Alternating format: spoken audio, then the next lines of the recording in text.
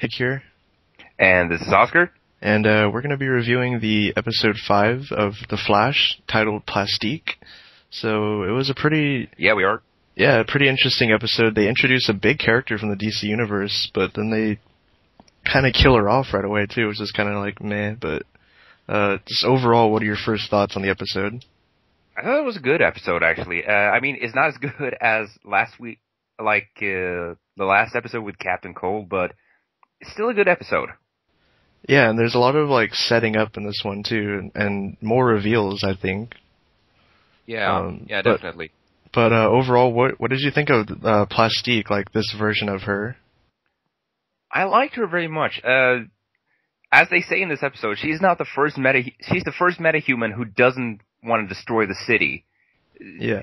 She's more of a tragic character than any of the other metahumans or villains that has been on the show. Yeah, it was funny too when she asked Barry, have you tried to reverse your powers? I'm like, dude, why would you want to reverse that speed? That's awesome.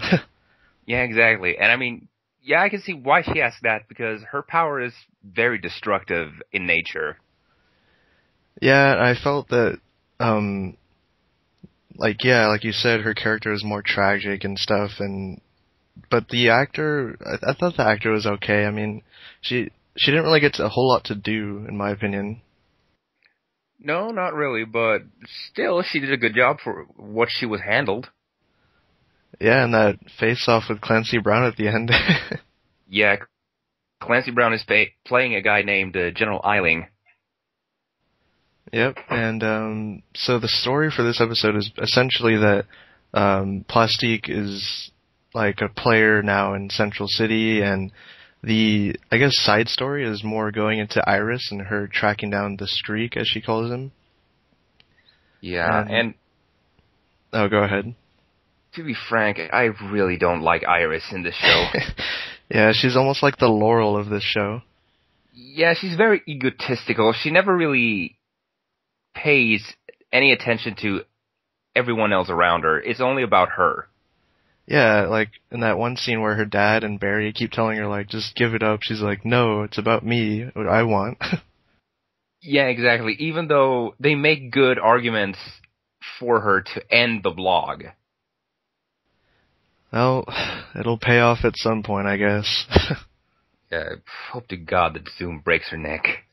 But one of the actually coolest parts of this episode was showing off Barry's new powers, I guess, or him harnessing his powers more, because he confronts Iris as the Flash at one point on a rooftop, and he makes his vocal cords go different, altering his voice. I thought that was really cool. Yeah, that was really cool, and he also vibrates his face, so you can't see who it is. And then later on, we get to see him actually run up a building and run across water. Yeah, so he has to go pretty fast. Yeah, and I think the promo for next week's episode is that he has to run at Mach speed finally, so... Yeah. That'll be pretty interesting. And I really like that. Oh, go ahead. Sorry. Yeah, I really like that they are progressively testing out his powers as what he can do. Yeah, it seems like after the episode with Felicity, they're all sort of working as a team better now. Yeah. And we also got to see more of Professor Wells and that backstory, because they delved into more of his past and his relation with General Eiling in this episode. Yeah. And in this episode, he channels his inner Emperor Palpatine, where he sort of talks Plastique into killing General Eiling. Yeah, she's like, do it. Yeah, and we actually got a pretty cool teaser at the end. Yeah, for Grodd. So that's happening. That's official. Yeah. And, we didn't see much of him, but he looked good for those few seconds that we saw him.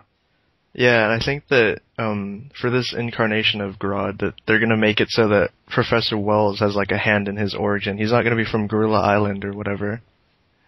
No, I don't think so. I actually think that he is just going to be a normal gorilla transformed into this very intelligent supervillain.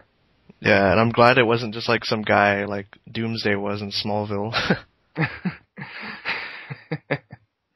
No, not at all. But yeah, there were also a couple other Easter eggs, I think, in this episode, references to other characters and stuff like that. So that's always awesome when they do that. Oh yeah, very much so. And they do it even better than Gotham. Oh god, that Riddler cup. Anyway. Man, so overall, like, what would you rate this episode? I would probably give it a solid 7.5. Yeah, I think I'm right there with you. I mean, it wasn't like an amazing episode like a couple weeks back with the Captain Cold, because that was just awesome, but definitely. This one was definitely solid, and I think it set up like just enough to where I want to see next week for sure. So. Oh yeah, I'm right with you. So I guess that wraps it up here, and check back next week for another interesting episode, I'm assuming. And this is Nick. And Oscar. And I guess we'll see you guys next week. See you later.